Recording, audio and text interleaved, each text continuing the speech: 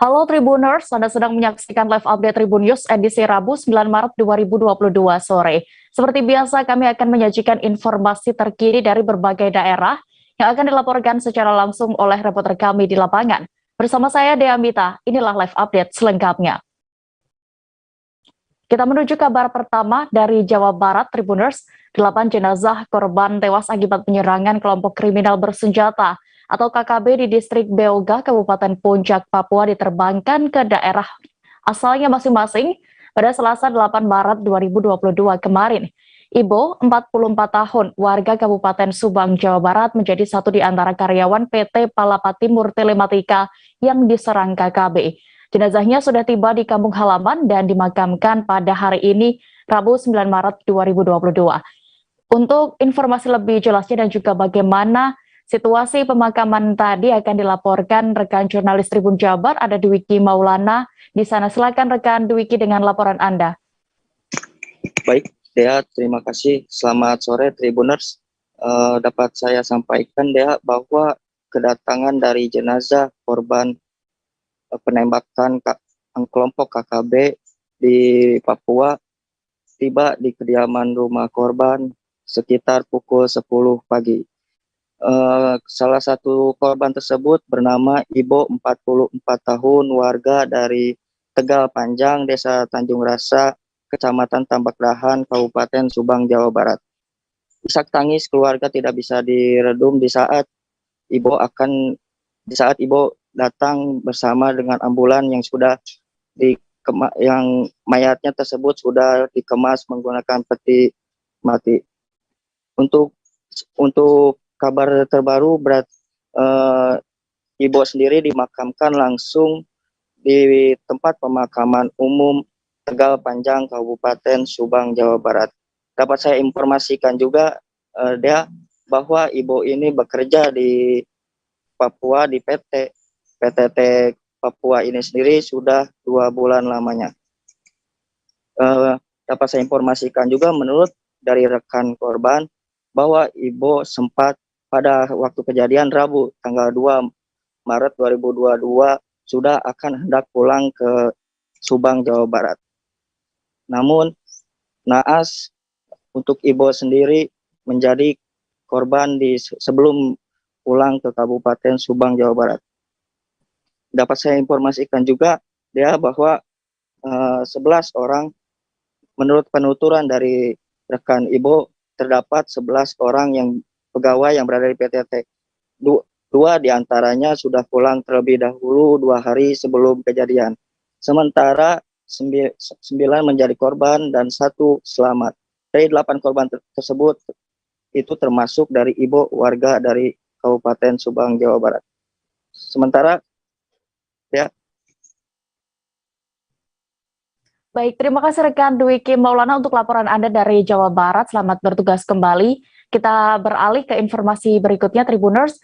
Korban kekejaman KKB yang lain bernama Eko Septiansyah, asal Johar Baru, Jakarta Pusat, juga dimakamkan pada hari ini, Rabu 9 Maret 2022. Jenazah almarhum Eko dimakamkan di Taman Pemakaman Umum Kawi-Kawi pagi tadi. Tangis keluarga Eko pun pecah selama prosesi pemakaman. Informasi lebih jelasnya dan juga bagaimana tadi suasana saat prosesi pemakaman korban KKB di Jakarta ini akan dilaporkan jurnalis Warta Kota ada Miftahul Munir. Silakan rekan Munir.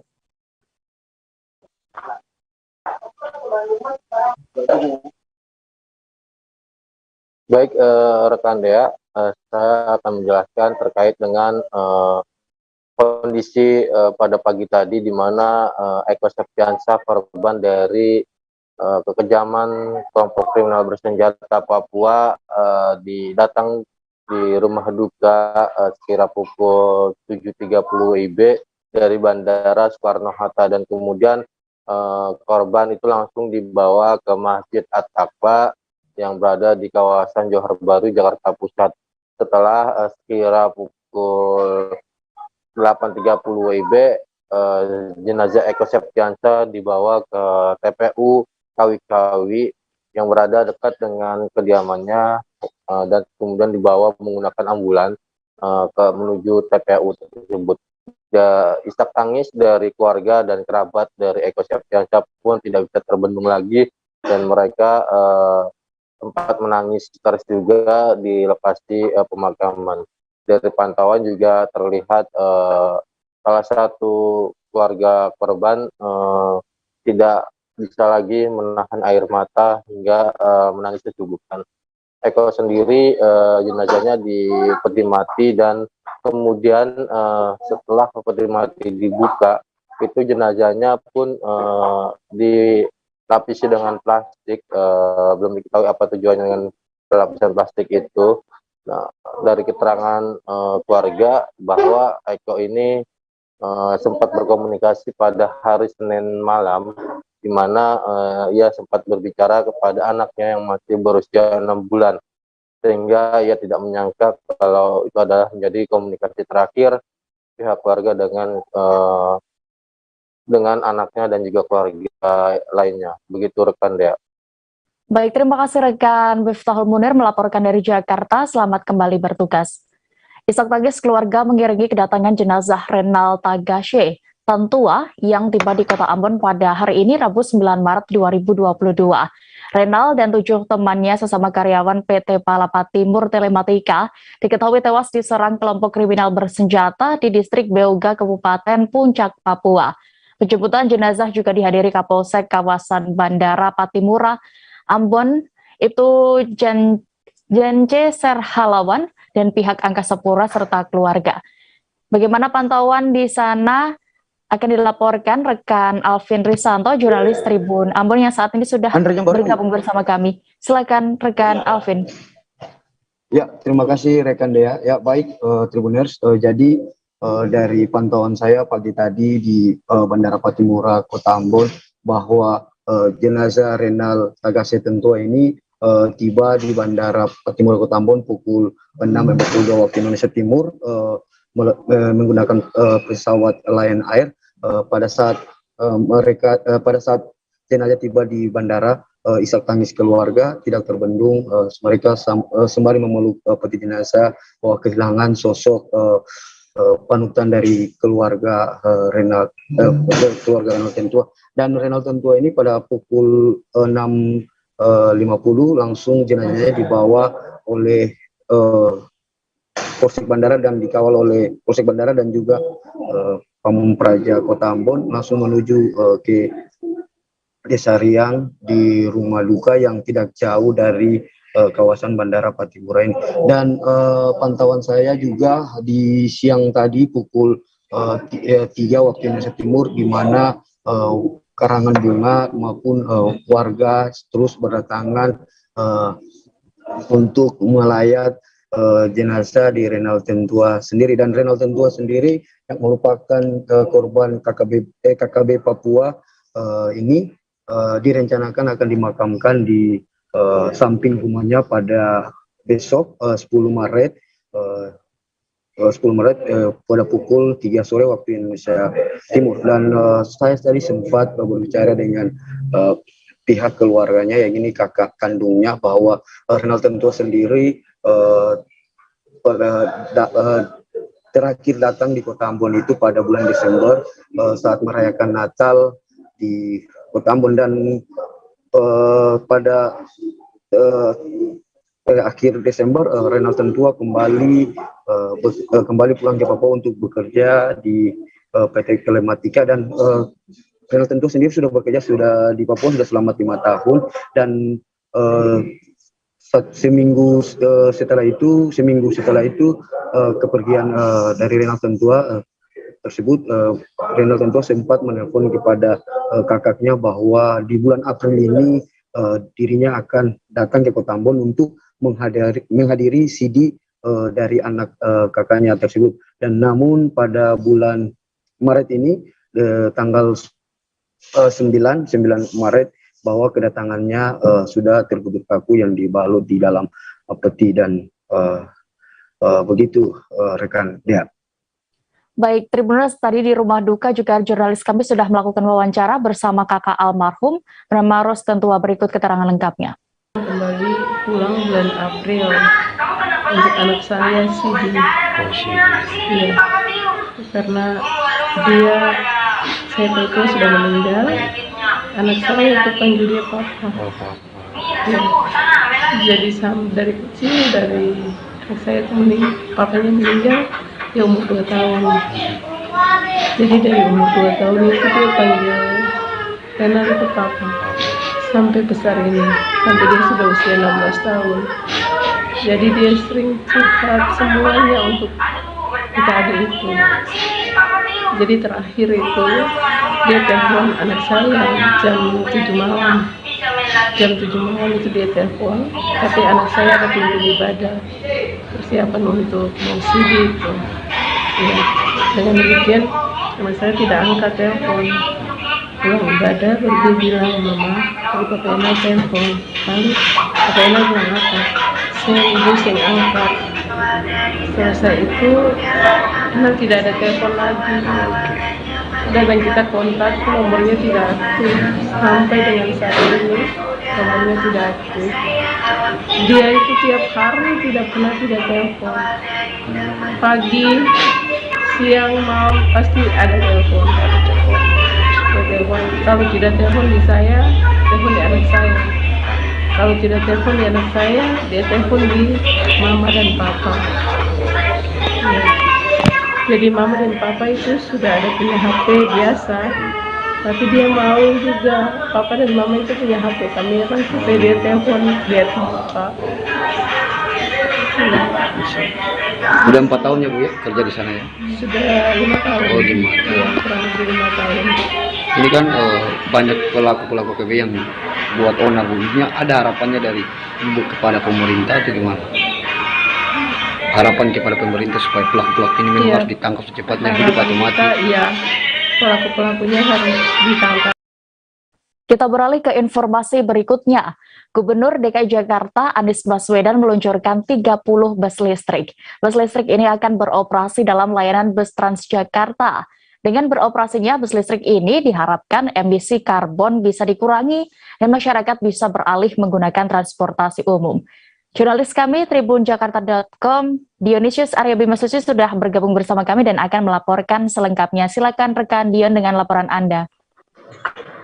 Iya, jadi sebanyak 30 bus listrik Transjakarta resmi mengaspal di jalanan ibu kota mulai Selasa 8 Maret kemarin. Puluhan bus ini akan melayani 4 rute non-BRT, yaitu rute 1P, Senen Bundaran HI, rute 1R, Tanah Abang Terminal Senen, rute 1N, Blok M Tanah Abang, rute 6N, Ragunan Blok M. Peluncuran bus listrik pada Selasa kemarin, saat peluncuran bus listrik pada Selasa kemarin, Gubernur Anies Baswedan mengatakan bahwa pengoperasian bus listrik ini merupakan bentuk komitmen Pemprov DKI dalam mengatasi tantangan terkait mobilitas. Menurutnya, ada 2 tantangan yang bisa dijawab dengan kehadiran bus listrik ini. Pertama terkait polusi udara dan yang kedua ialah kemacetan. Dengan adanya bus listrik ini, diharapkan bisa mengurangi emisi kendaraan dan masyarakat bisa beralih menggunakan transportasi umum. Anies pun menargetkan sebanyak 100 bus listrik bisa beroperasi di ibu kota hingga akhir 2022 mendatang. Di lokasi yang sama, Dirut Transjakarta Muhammad Yana Aditya menjamin 30 bus yang dioperasikan sudah lolos berbagai uji ketahanan. Ia pun menyebut bus listrik ini tak akan korslet meski kebanjiran. Dibandingkan dengan bus konvensional, ia menyebut bus listrik Transjakarta punya beragam keunggulan, seperti polusi udara yang berpotensi turun hingga 28%, hingga emisi karbon dioksida pada gas buang yang dapat berkurang hingga 50,3%. Belum lagi level efisiensi energi pada bus listrik yang mencapai 5 kali lebih tinggi dibandingkan bus diesel. Demikian Dea. Baik, terima kasih rekan Dion, dan berikut Tribuners keterangan dari Gubernur DKI Jakarta Anies Baswedan terkait bus listrik Transjakarta ini selengkapnya. Jajaran Pemprov DKI Jakarta yang saya hormati Dirut dan seluruh jajaran Transjakarta yang saya hormati Pak Komisaris Utama Transjakarta dan seluruh jajaran komisaris, pimpinan Bakti Brothers dan seluruh jajaran, kemudian juga pimpinan PT Victor Mobility dan pimpinan Mayasari Bakti serta seluruh hadirin teman-teman media yang saya hormati. Assalamualaikum warahmatullahi wabarakatuh.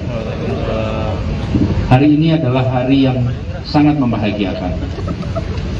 Hari di mana kita di Jakarta meluncurkan bis listrik dan menjadi bis listrik pertama yang digunakan oleh masyarakat umum. Kita beri apresiasi umum, membangun sistem kendaraan umum yang luas dan kendaraan umumnya berbasis listrik. Jadi persoalan pengurangan emisi karbon bisa kita lakukan, di saat yang sama pengurangan jumlah kendaraan pribadi bisa dikerjakan. Itu sebabnya kita mendorongnya pada kendaraan umum berbasis listrik. Kalau hanya kendaraan berbasis listrik, maka dia membantu mengurangi polusi udara, tapi tetap ada kendaraan pribadi di jalanan, yang artinya masalah kemacetan tetap menjadi tantangan. Nah, alhamdulillah setelah melakukan uji coba yang cukup panjang, hari ini secara resmi 30 bis listrik digunakan untuk rute-rute Transjakarta, dan akhir tahun ini insya Allah akan ada 100 bis listrik yang akan beroperasi. Ini bagian dari fase piloting yang kita kerjakan. Mengapa Jakarta mengerjakan ini? Ini sejalan dengan laporan Satgas Penanganan COVID-19 mengeluarkan surat edaran nomor 11 tahun 2022 tentang ketentuan perjalanan orang dalam negeri pada masa pandemi COVID-19. Surat itu satu di antaranya berisi ketentuan tidak diberlakukan lagi rapid test antigen sebagai syarat perjalanan bagi penumpang.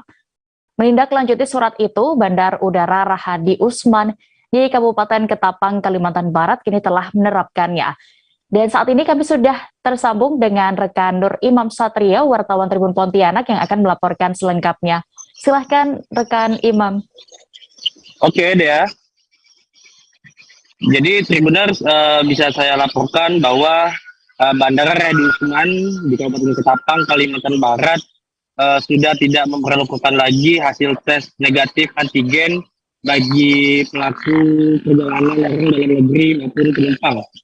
Kebijakan tersebut mulai berlaku sejak pihak Bandara Rahadi Usman Ketapang menerima surat edaran nomor 11 tahun 2022 tentang ketentuan perjalanan orang dalam negeri di masa pandemi COVID-19 dari Satgas Penanganan COVID-19 Pusat.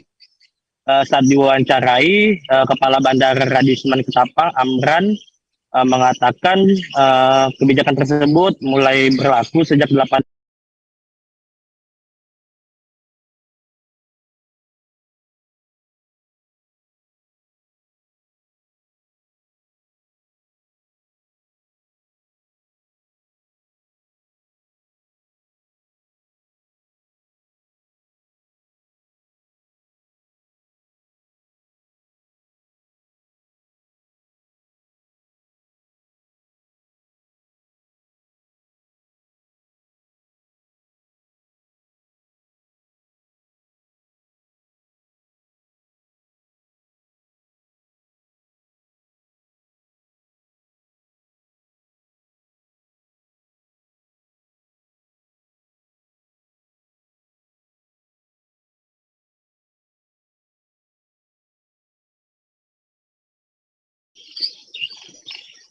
satu.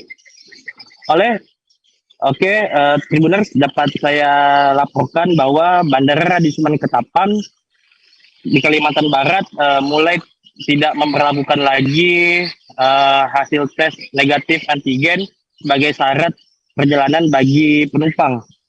Kebijakan tersebut mulai berlaku sejak pihak Bandara Rahadi Usman Ketapang menerima surat edaran nomor 11 tahun 2022 tentang ketentuan perjalanan orang dalam negeri di masa pandemi COVID-19 dari Satgas Penanganan COVID-19 Pusat.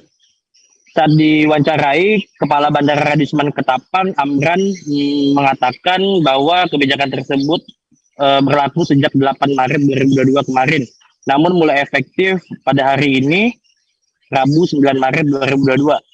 Terpisah, staf validasi kantor kesehatan pelabuhan Pontianak Wilayah Kerja Ketapang Eko Hatma mengatakan syarat tersebut hanya berlaku bagi penumpang atau pelaku perjalanan dalam negeri yang telah melakukan vaksinasi minimal dosis kedua.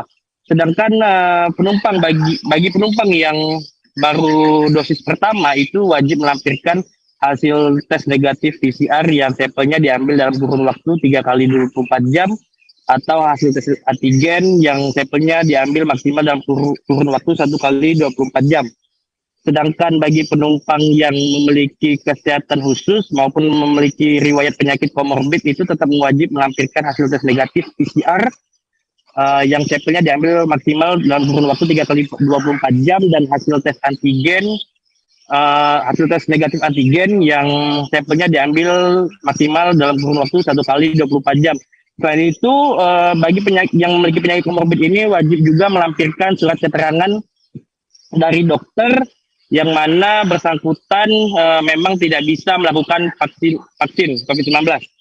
Selain itu, untuk pelaku perjalanan dalam negeri atau penumpang di bawah 6 tahun, itu wajib didampingi perjalanan serta menerapkan protokol kesehatan yang ketat. Begitu, Dea. Baik, terima kasih rekan Nur Imam Satria untuk laporan Anda. Selamat bertugas kembali. Kita beralih ke kabar berikutnya. Per hari ini, Rabu 9 Maret 2022, Kantor Kesehatan Pelabuhan atau KKP kelas 3 Pangkal Pinang juga tidak mewajibkan surat hasil tes antigen untuk pelaku perjalanan. Ketentuan ini berlaku setelah menerima surat edaran Satgas COVID-19 tentang penghapusan syarat tes PCR dan antigen untuk COVID-19. Ketentuan baru itu berlaku untuk penumpang jalur darat, laut, dan udara bagi yang telah menerima 2 dosis vaksin COVID-19. Informasi lebih lengkapnya akan dilaporkan rekan Cici Nasya, wartawan dari Bangka Pos yang saat ini sudah terhubung bersama kami. Silakan rekan Nasya.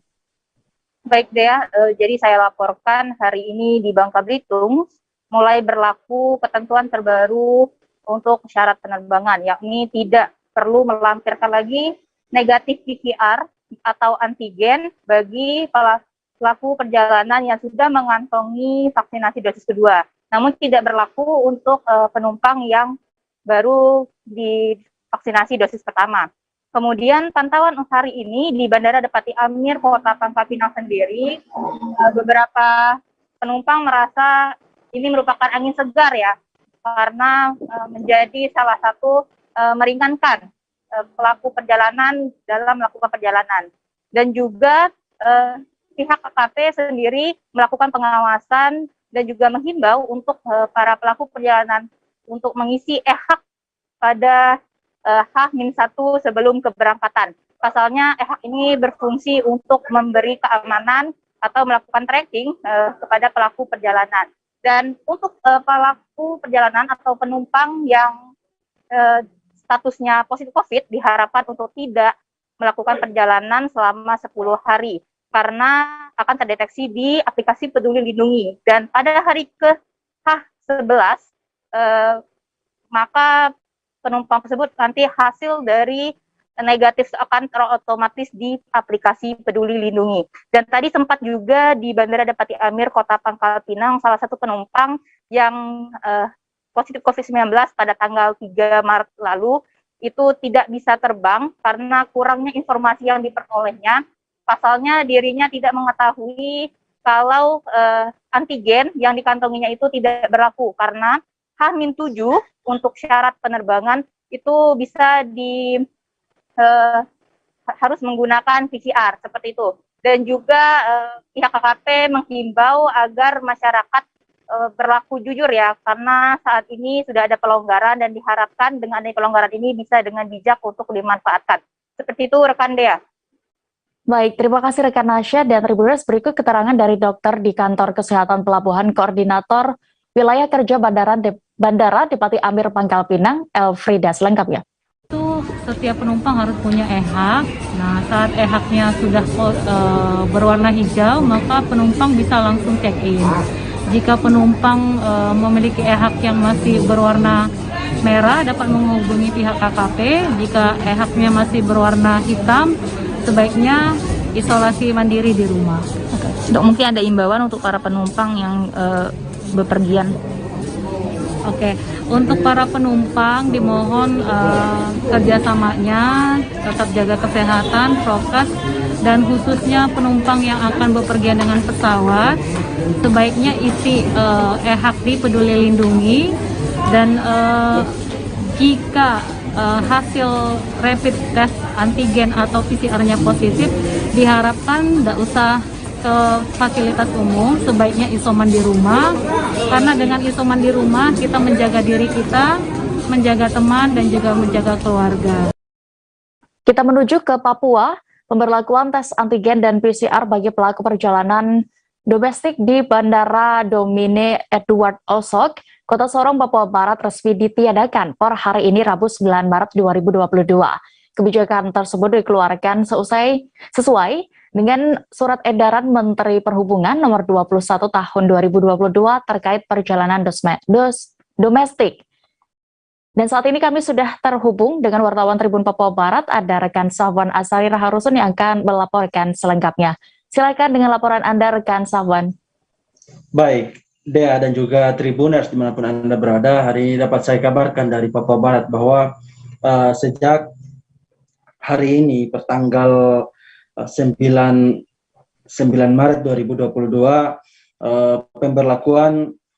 pemberlakuan wajib tes PCR atau tes antigen di Bandara Domine Edward Osok telah ditiadakan, dan informasi tersebut telah disampaikan oleh Kepala Bandara Domine Edward Osok Kota Sorong sendiri, dan beliau menyampaikan bahwa berdasarkan Surat Edaran Menteri Perhubungan Nomor 21 Tahun 2022, di situ menjelaskan bahwa terkait dengan pelaku perjalanan domestik, khususnya di wilayah dalam negeri, sejak hari ini resmi tidak lagi menggunakan tes PCR dan juga tes antigen, dan perlu diketahui bahwa hingga saat ini sejumlah masyarakat yang ada di wilayah Kota Sorong sendiri masih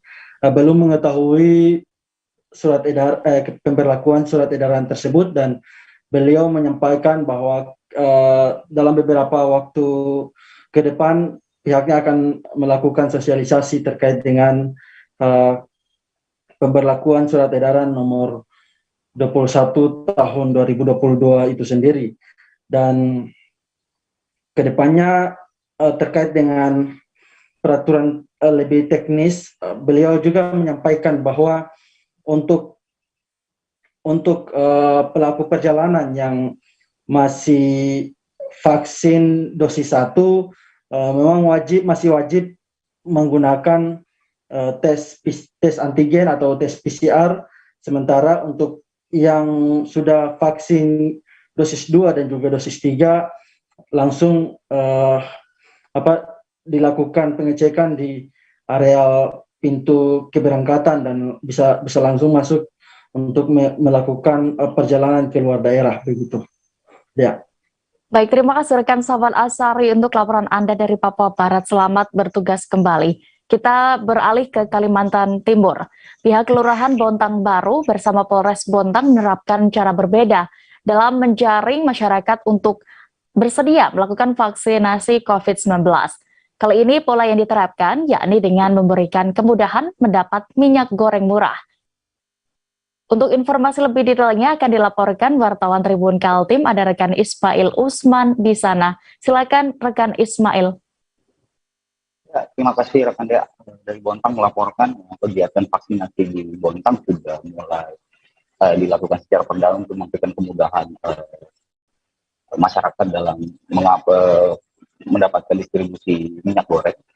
Siasat ini sengaja dilakukan pihak Kelurahan Bontang Baru sebab melihat tren partisipasi masyarakat ikut vaksin nyaris 2 bulan terakhir ini sangat turun, bahkan angka yang sebelumnya 86% dari penerima 150 orang saat ini masih berjalan di tempat, tidak ada penambahan sama sekali karena masyarakat, sisa-sisa dari masyarakat yang tak divaksin kebanyakan takut divaksin sehingga dari kondisi kelangkaan minyak yang belakangan terjadi dimanfaatkan oleh pihak tim Satgas atau tim vaksinasi. Bahkan kegiatan ini juga perdana dilakukan kelurahan. Sebelumnya memang pemerintah Kota Bontang bersama PT IUP juga memberikan kemudahan untuk mendapatkan minyak, namun di setiap kelurahan dengan jatah 8 ton per kelurahan secara bergilir.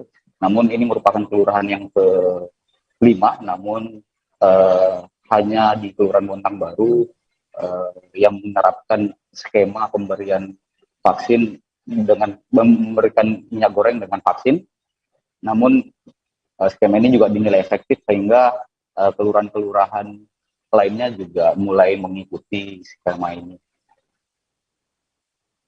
Mungkin cukup Dea. Baik, terima kasih rekan Ismail Usman melaporkan dari Kalimantan Timur. Selamat kembali bertugas. Tribuners, kami jeda sejenak. Jangan kemana-mana, tetaplah di live update Tribun News. Oke, apa kabar Bang Arif di sini untuk strateginya? Kalau saya sendiri di Jumip 37 ini yang semalam baru mulai, saya udah Sebenarnya aku nggak ngerasain penangkapan atau penggerbegan atau apapun itu, karena gitu posisinya aku kriteria. Jadi kita mengenal disebut dengan stroke yang tidak berdarah dengan stroke yang berdarah. Stroke yang tidak berdarah itu biasanya ditandai dengan adanya penyumbatan. Kalau itu penyumbatan di sini mungkin pikirnya tidak ke situ kali ya, tapi kalau di Korea atau di Kamboja itu ada beberapa paper yang saya itu Mas, ya dulunya tukang koran. Oh gitu ya, Tukang koran. Ya, saya baca itu Pak. Tuh kan, pernah baca kan? Ya. Jadi kalau saya jadi tangga, itu udah bersyukur banget. Si anak ini dijadikan sebagai tersangka begitu. Ya, kalau ini kita bicara yang di luar kasus Sebongombo ya. Dengan nama hujan shower, di mana terdapat batas jelas antara daerah hujan dan tidak hujan yang biasanya terjadi pada fase awal mature stage atau tahap berbahaya dewasa. itu Kang. Jadi mulai artinya terjadinya perlembekan. Nah itu untuk penetrasi akan sulit. Gitu, ya. Dok, saya ini menurut saya memang tidak mudah, bukan urusan tanah diambil. Kalau misalnya Amerika Serikat sekarang, Rasulullah mengatakan dalam sebuah hadis bahwa berpuasa di 6 hari Syawal itu. Oke, apa kabar Bang Arif di sini untuk strateginya? Kalau saya sendiri di Jumip 37 ini yang semalam baru mulai, saya udah sebenarnya aku nggak ngerasain penangkapan atau penggerbegan atau apapun itu, karena gitu posisinya aku kriteria. Jadi kita mengenal disebut dengan stroke yang tidak berdarah dengan stroke yang berdarah.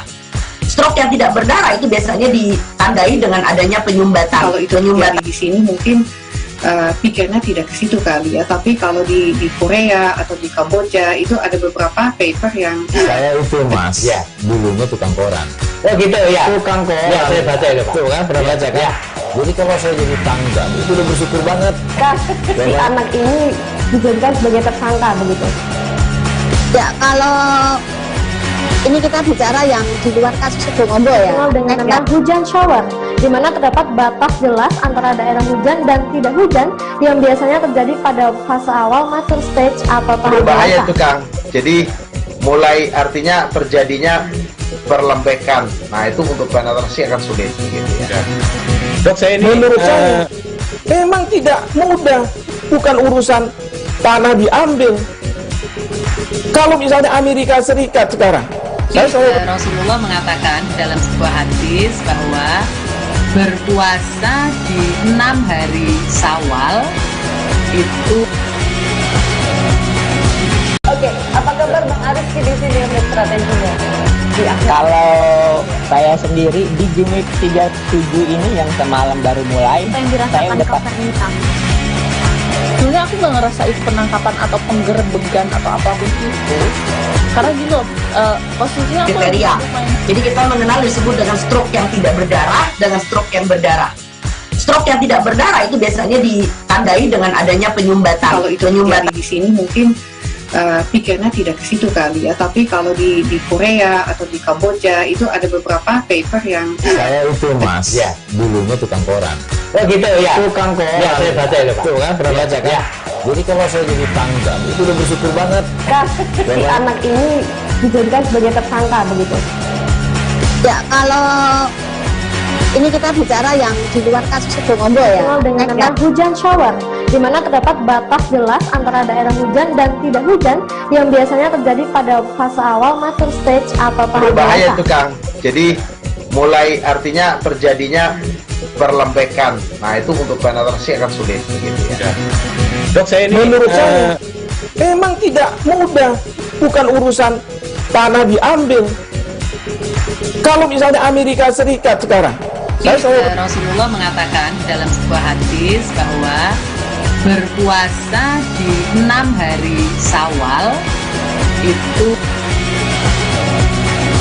Oke, apa kabar Bang Arif di sini untuk strateginya? Kalau saya sendiri di Game Week 37 ini yang semalam baru mulai, Apa yang saya dirasakan udah Cover Hitam? Sebenarnya aku nggak ngerti. Terima kasih Anda masih menyaksikan live update Tribun News. Kita menuju kabar berikutnya dari Sulawesi Barat. Puluhan massa aksi tergabung dalam aliansi Tubentu Muane Mamuju atau perempuan dan laki-laki melakukan aksi bisu. Aksi bisu ini dilakukan sebagai bentuk kecaman terhadap maraknya kasus kekerasan seksual yang terjadi di Sulawesi Barat. Massa aksi menempelkan lakban di bagian mulut dan juga dibentuk bersilang. Informasi lebih detailnya dan juga pantauan saat aksi ini berlangsung akan dilaporkan jurnalis Tribun Sulbar, rekan Abdul Rahman.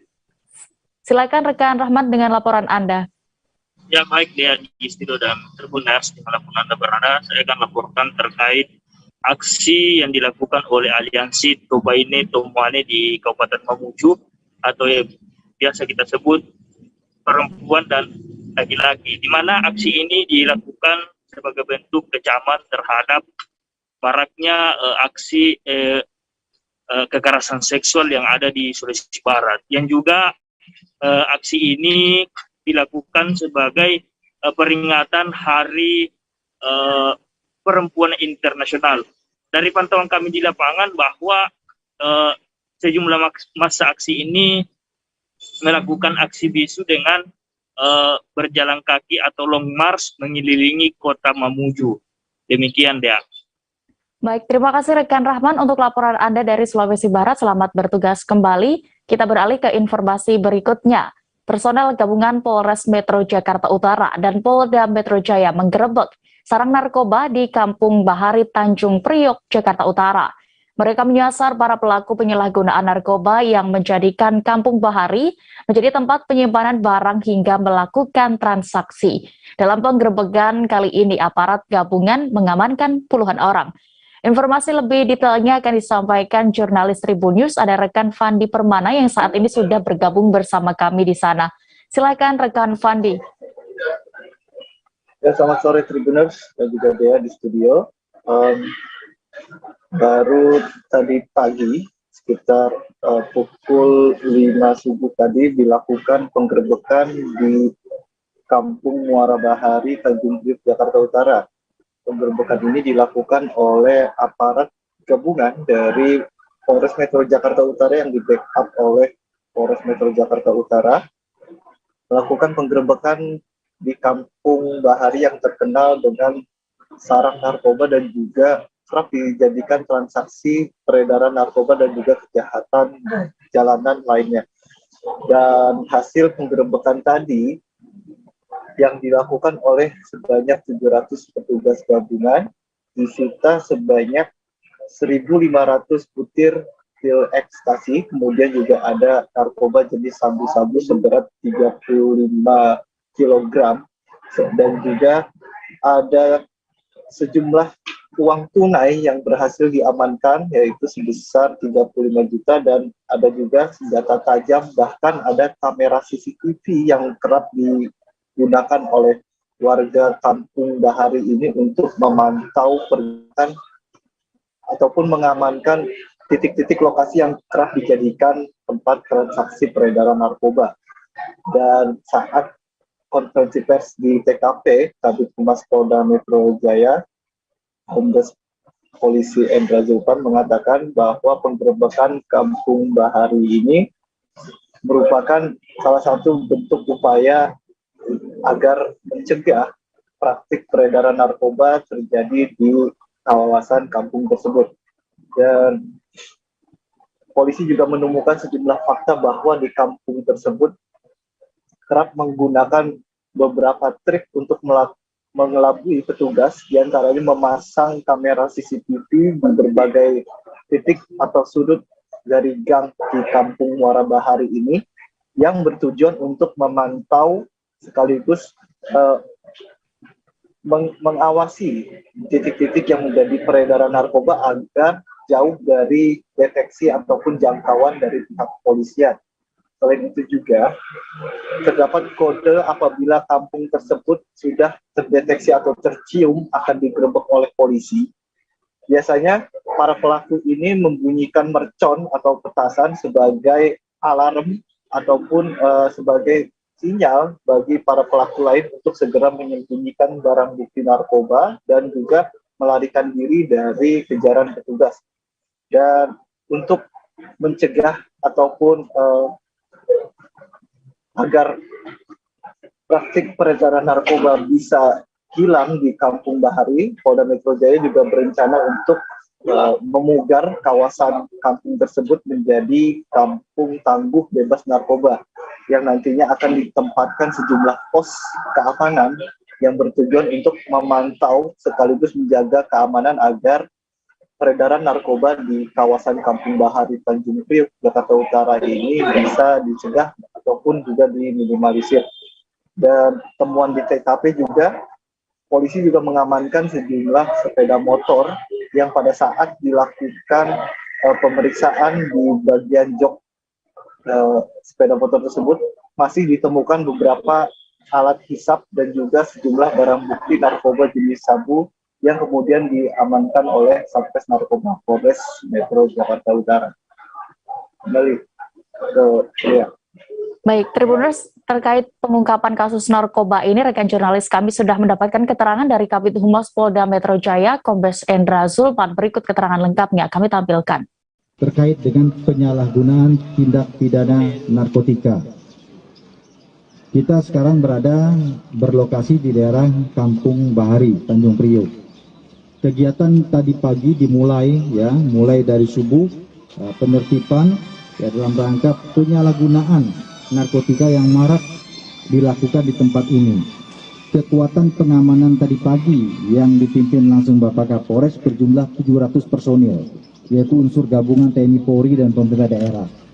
Kemudian dari hasil kegiatan yang dilakukan secara mendadak tentunya didapatkan begitu banyak sekali barang bukti, diantaranya bisa saya sampaikan kita mengamankan 26 orang.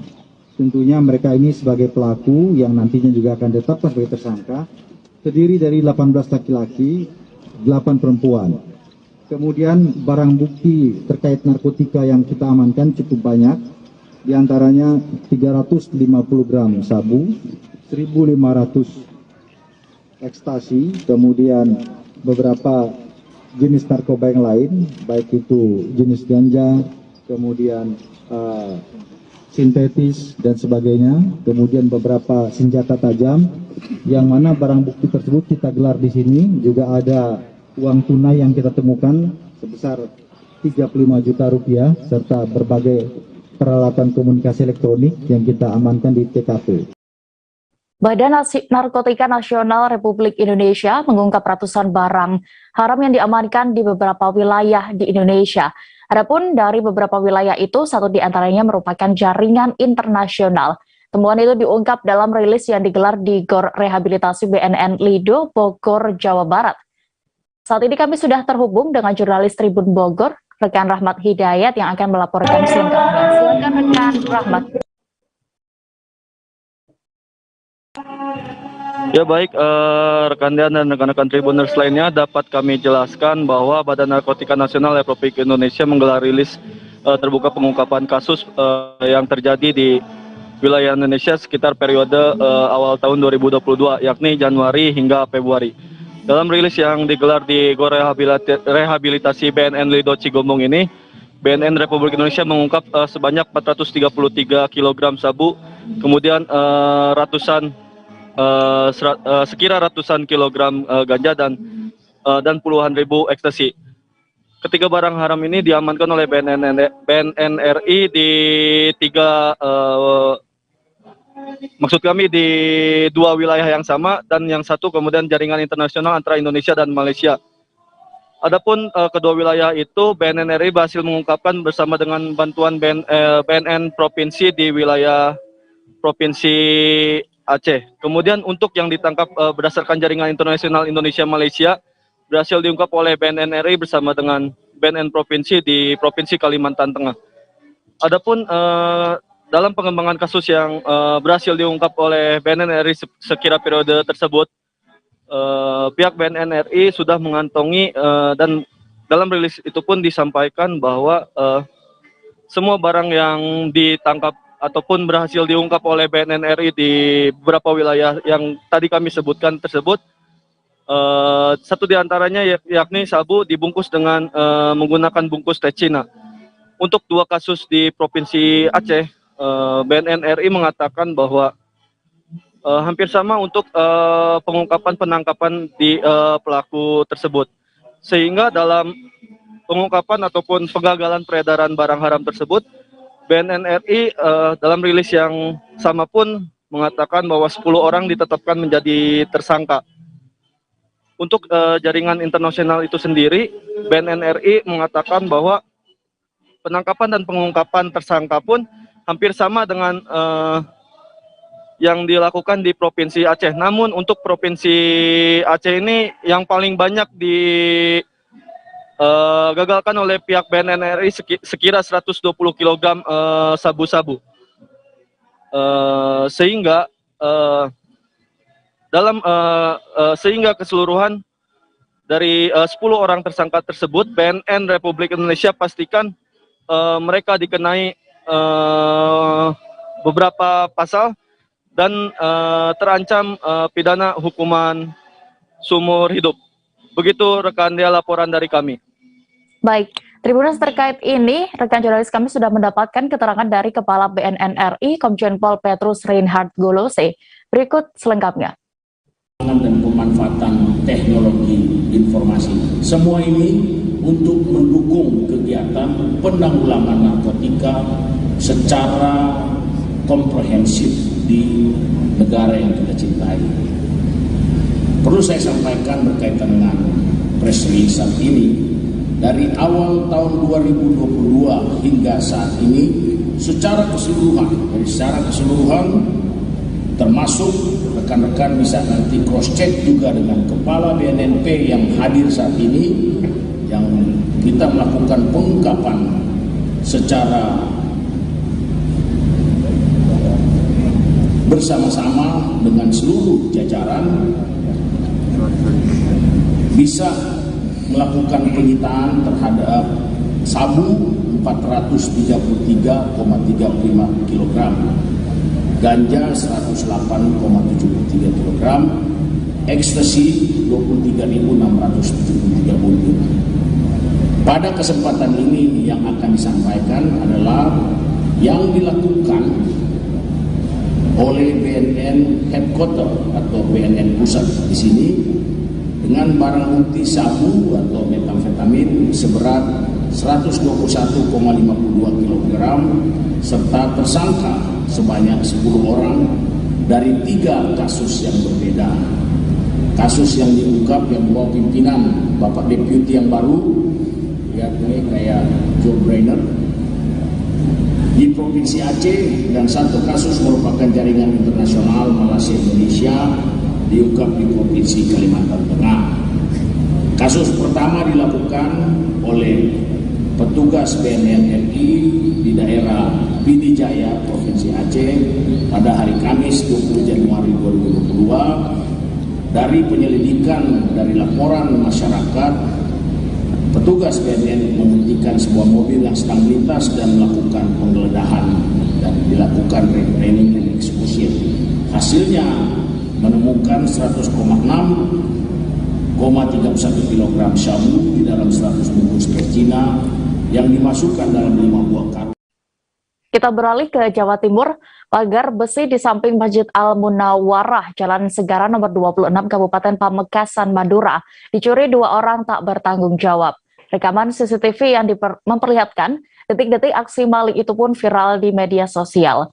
Pagar yang dicuri tersebut diketahui merupakan bekas pagar Masjid Al-Munawwarah dan akan dipakai untuk pagar kantor koperasi yang sedang direhab.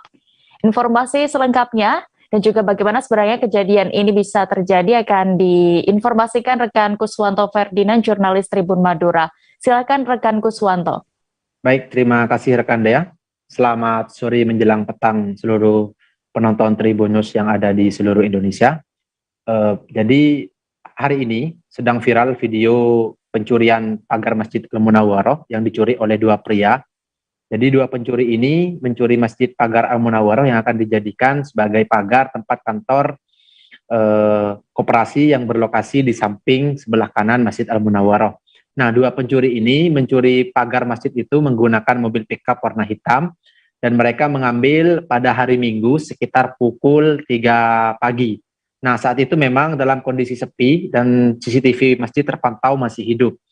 Saat ini, video tersebut tersebar di berbagai media sosial termasuk grup-grup WhatsApp di warga Pamekasan dan juga berbagai media sosial Facebook. Nah, tadi saat saya melakukan konfirmasi langsung terhadap Ketua Takmir Masjid Al-Munawwarah, jadi 2 pencuri ini sudah mengembalikan pagar masjid yang sudah dicuri oleh mereka. Nah, mereka tadi juga saat mengembalikan, mereka langsung minta maaf kepada Takmir Masjid dan bersujud, lalu menangis, disaksikan oleh kedua pencuri tersebut, dan meminta maaf kepada pihak Takmir Masjid karena telah mengambil pagar masjid tersebut. Mereka meminta maaf dan berjanji tidak akan mengulangi perbuatan mereka lagi, dan begitu pula tadi dari pihak Takmir Masjid juga sudah memberikan kerelaan dan juga memaafkan, dan mereka tidak memilih untuk melaporkan kejadian ini kepada pihak kepolisian. Nah, berdasarkan wawancara yang sudah saya lakukan dengan Ketua Takmir Masjid, kejadian pencurian ini baru pertama kali terjadi di Masjid Al-Munawwarah Pamekasan, karena sebelumnya tidak pernah ada kejadian seperti ini. Karena apa? Pertama, di seluruh Masjid Al-Munawwarah ini dilengkapi dengan CCTV sebanyak 16. Jadi kalau parkir motor itu kelihatan semua, baik di jalanan maupun di dalam masjid. Nah, dari pihak Takmir Masjid tadi juga menghimbau kepada masyarakat agar tidak mencuri benda apapun atau barang apapun yang berada di masjid. Begitu, rekan Dea. Baik, terima kasih rekan Kuswanto Ferdian, dan berikut Tribuners keterangan dari Ketua Takmir Masjid Al-Munawwarah, Jamai Syamlan, terkait kasus pencurian ini selengkapnya. Itu terjadi kapan, Pak Yai? Terjadinya kemarin malam, tanggal berapa? Tanggal 7 ya. Ya, sekitar pukul 3. Pukul 3, dini hari. Itu pagar yang dicuri pagar apa, Pak Yai? Pagarnya kan di sebelah ini ada koperasinya. Nah, koperasi itu direhab ya. Dan bekas pagarnya masjid itu. Oh, itu bekas pagar masjid? Ya, ada di luar tembok. Bukan di luar tembok. Ada di tempat koperasi itu. Dibongkar sementara karena direhab. Jadi pagar itu dikesampingkan lah dulu, ditaruh di sampingnya masjid.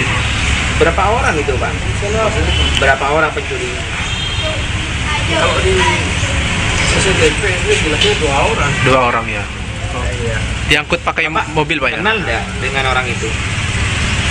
Sebenarnya ya tadi setelah dia minta maaf. Oh, tadi berarti dua pencuri sudah minta maaf, Pak ya? Pagarnya juga dikembalikan. Ya. Oh, artinya sudah diselesaikan secara keluargaan ya? Secara keluargaan. Oh. Kasihan ya. Sama keluarganya ya. Itu kenapa alasannya, Pak, katanya yang mencuri?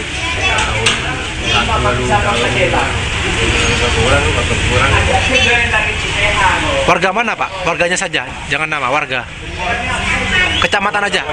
Kecamatannya. Kecamatan Kota. Kecamatan Kota ya. Bapak, sebelumnya pagar itu akan difungsikan untuk apa? Yang untuk pagarnya itu. Koperasi itu. Oh, mau dipakai lagi ya. Oke, berapa kali, Pak, di area sini, masjid sini sering terjadi pencurian? Berapa kali sudah? Enggak, alhamdulillah, Pak. Oh, ini baru pertama berarti ya? Pertama.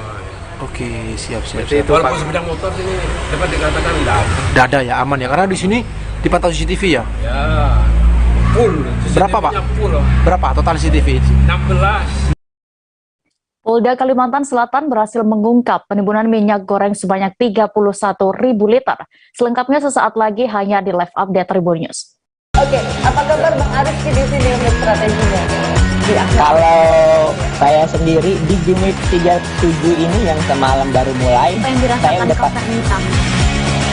Sebenarnya aku nggak ngerasain penangkapan atau penggerbegan atau apapun itu.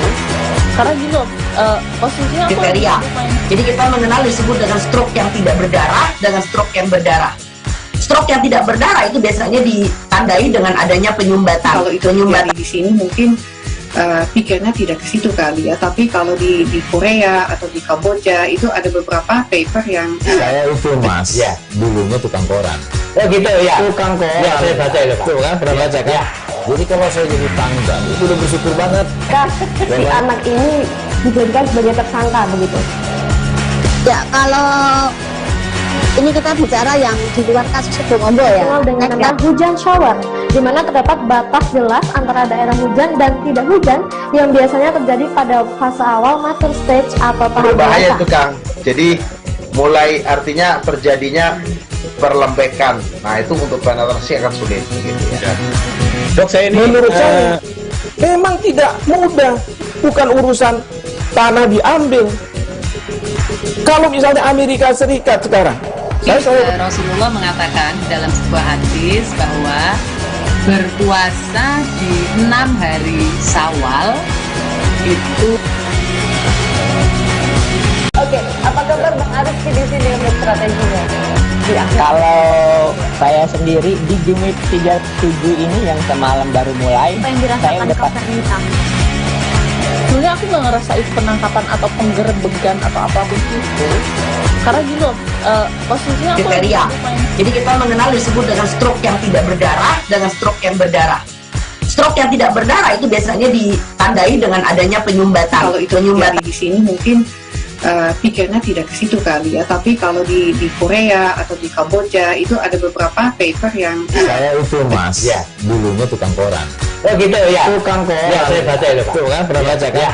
Jadi kalau saya jadi tangga, itu udah bersyukur banget. Si anak ini dijadikan sebagai tersangka begitu. Ya, kalau ini kita bicara yang di luar kasus Sebongombo ya. Kenal dengan nama hujan shower, di mana terdapat batas jelas antara daerah hujan. Kembali di live update Tribun News, kita menuju informasi berikutnya. Operasi pasar murah di Kabupaten Sigi terpaksa ditunda sementara waktu. Padahal masyarakat dari berbagai desa sudah berdatangan di tempat operasi pasar dilaksanakan. Sejumlah warga pun kecewa dengan penundaan kegiatan tersebut. Saat ini kami sudah terhubung bersama wartawan Tribun Palu, ada rekan Salam yang akan melaporkan selengkapnya. Silakan dengan laporan Anda, rekan Salam. Baik, terima kasih rekan Dea dan Tribuners sekalian.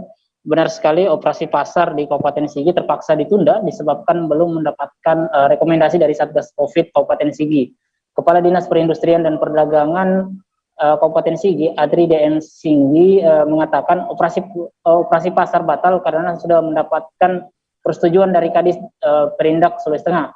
Nanti jam 10 malam dihubungi Kadis Perindak Provinsi, katanya ditunda saja dulu, kata Adri. Penundaan itu juga disebabkan Kabupaten Sigi masih dalam perpanjangan PPKM level 3 hingga 14 Maret mendatang. Kabupaten Sigi sendiri katanya masih dalam perpanjangan PPKM level 3. Dan amatan kami juga, masyarakat dari berbagai desa pun sudah berdatangan di tempat operasi pasar. Sejumlah warga pun kecewa dengan ditundanya operasi pasar. Pasalnya masyarakat sudah diberikan informasi melalui toa masjid bahwa kemarin itu akan digelar operasi pasar. Masyarakat pun telah mendapatkan penjelasan dari Disperindak Sigi dengan terpaksa meninggalkan lokasi operasi pasar. Diketahui operasi pasar rencana awal itu dilakukan di 2 tempat di Kabupaten Sigi selama 2 hari. Tempat pertama itu di Gedung Ampera, Desa Panau, Kecamatan Sigi Biromaru, Selasa kemarin. Kemudian untuk lokasi kedua itu di lapangan sepak bola Desa Kota Pulu, samping kantor Bupati Kecamatan Dolo, Rabu hari ini. Dan Kadis Perindak Sigi, Adri DM Sigi menuturkan kegiatan operasi pasar akan tetap dilakukan. Ia pun meminta kepada masyarakat agar nanti saat operasi pasar tidak sampai menimbulkan kerumunan. Adri pun bersama pihak terkait akan segera melakukan koordinasi teknis dan mekanisme operasi pasar yang bakal dilakukan tersebut. Ia mengatakan masih mencari jadwalnya kapan akan dilaksanakan operasi pasar tersebut. Kemudian juga dari Satpol PP Kabupaten Sigi juga siap mengerahkan personelnya untuk mengatur terkait teknis operasi pasar di Kabupaten Sigi.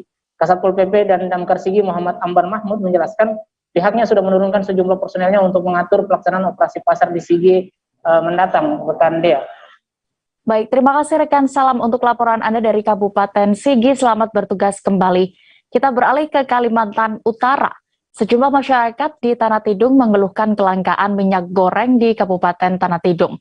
Tak hanya langka, harga minyak goreng yang dijual pun juga melambung dari harga sebelumnya. Informasi lebih detailnya akan diinformasikan oleh rekan wartawan Tribun Kaltara, ada Risnawati yang saat ini sudah terhubung bersama kami di sana. Silakan rekan Risna. Ya, Dea, untuk kemarin Tribun Kaltara sempat mewawancarai salah satu pedagang makanan yang ada di Tanah Tidung, yaitu Bapak Asbula. Dari Bapak Asbula itu mengatakan kalau harga minyak goreng di Tanah Tidung itu dijual dengan kisaran 30.000, terlebih lagi dalam pembelian minyak goreng itu dijatah 2 liter per orang. Dia juga menyampaikan kebutuhan minyak goreng di warungnya itu sangat besar, yakni sampai 5 liter dalam sehari, sehingga dengan batasan pembelian 2 liter per orang ini tentu tidak mencukupi untuk penggorengannya, seperti itu. Kemudian juga dari Kepala Dinas Perdagangan Tanah Tidung, Bapak Hardani Yusri mengatakan untuk kelangkaan minyak goreng ini tidak hanya terjadi di Tanah Tidung, namun juga secara nasional. Sementara untuk pihaknya sendiri tetap berkoordinasi dengan Kementerian Perdagangan dan juga distributor-distributor yang ditunjuk langsung oleh Kementerian Perdagangan yang ada di Kaltara. Untuk pembagian di toko-toko yang ada di Tanah Tidung sendiri, Pak Hardani mengatakan bahwa pembagian stok itu tergantung berapa jumlah yang akan diberikan oleh distributor ke toko-toko yang ada di Tanah Tidung. Sementara itu juga tadi sore di salah satu toko Tanah Tidung itu sempat terjadi antrian di tokonya, yang mana warga berdatangan untuk mencari minyak goreng yang baru saja tiba di tempatnya. Dalam antrian itu juga dalam pembagiannya juga itu dijatah 1 geleng per orang, seperti itu, Dea. Baik, Tribuners, terkait hal ini rekan jurnalis kami juga sudah melakukan wawancara bersama salah satu pedagang makanan di Tanah Tidung, Asbullah. Berikut informasi lengkapnya. Ini misalnya kalau barang itu ada sih nggak apa-apa. Ini kita berputar ke sana kemari mencarinya, mencari sampai ke daerah sesayap itu kan, lingkarannya KTT itu. Sana pun langka, apalagi sana bagian bagian pelosok. Nah, di sini pun rata-rata kami pernah datangi setiap toko itu. Rata-rata sudah tidak ada dijual yang per kilonya itu kita dihargai 30 per 1 liternya. Per 1 liter. Sedangkan itu dikasih jatah. Dikasih jatah 1 orang dikasih jatah 2 kilogram. 2 kilo. 2 liter. 2 liter. 2 liter. Tapi kalau untuk di warung Bapak sendiri itu membutuhkan berapa liter? Jadi kami begini, teman-teman kami yang karyawan ini mau nggak mau juga kami suruh ke sana gantian, misalnya sebagiannya. Tapi kita nggak dikasih. Rencana kan kita mau beli sampai 4 literan, 4 kiloan kan, 4 literan. Tapi nggak dikasih, harus 1 orang dikasih jatah 2 kilo.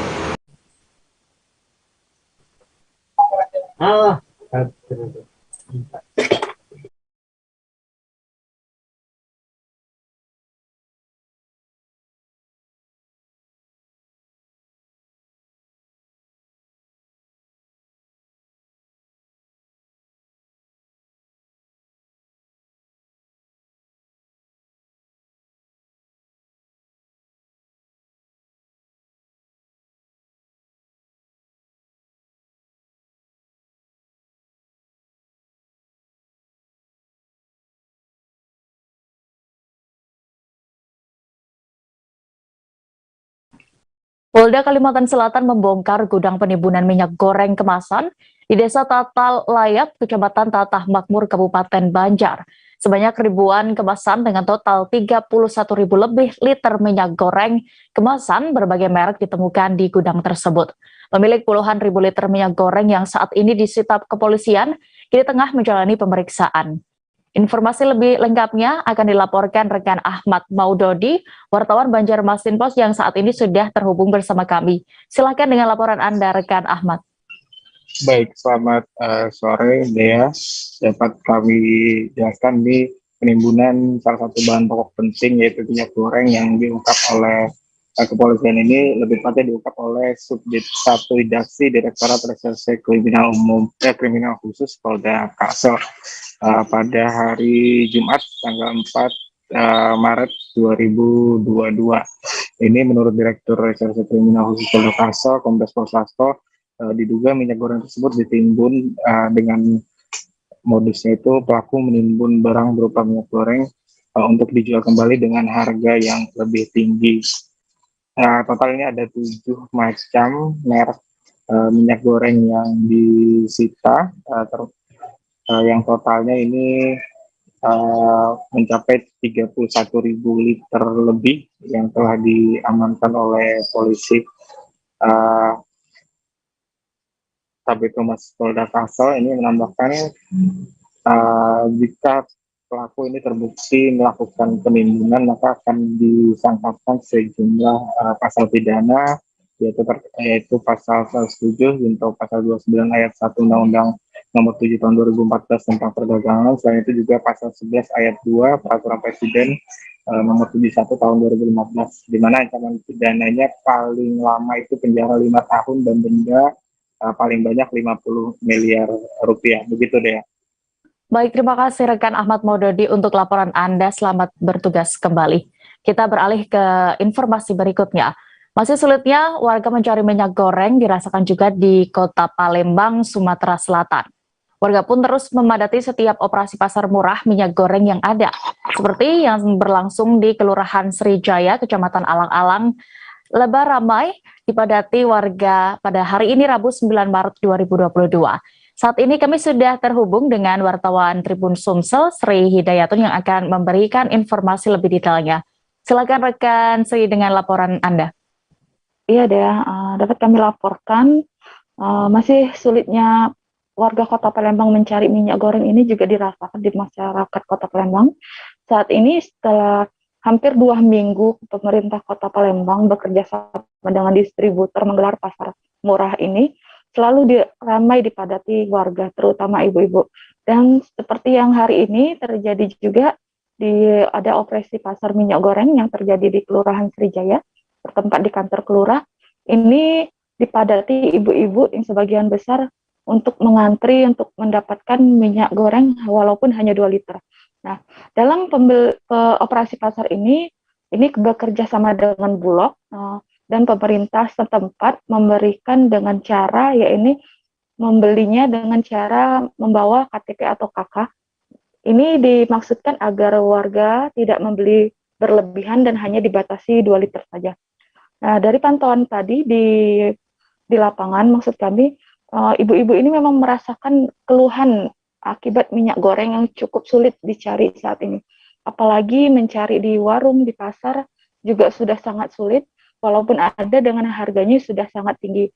Karena itu pemerintah Kota Palembang juga berencana tadi dan wakil wali kota yang datang langsung meninjau memastikan agar pelaksanaan operasi pasar murah minyak goreng ini nantinya akan dilakukan hingga menjelang bulan puasa nanti atau sampai dengan membaiknya keadaan minyak goreng bisa didapatkan kembali seperti semula oleh warga Kota Palembang. Dan juga pemerintah Kota Palembang terus berupaya melakukan sidak-sidak kepada tempat produsen dan tempat minimarket untuk mengantisipasi terjadinya penimbunan. Namun berdasarkan hasil wawancara juga setelah dilakukan 2 tempat gudang, maksud kami tempat distributor minyak goreng yang ada di Kota Palembang ini tidak ada terjadi penimbunan ya.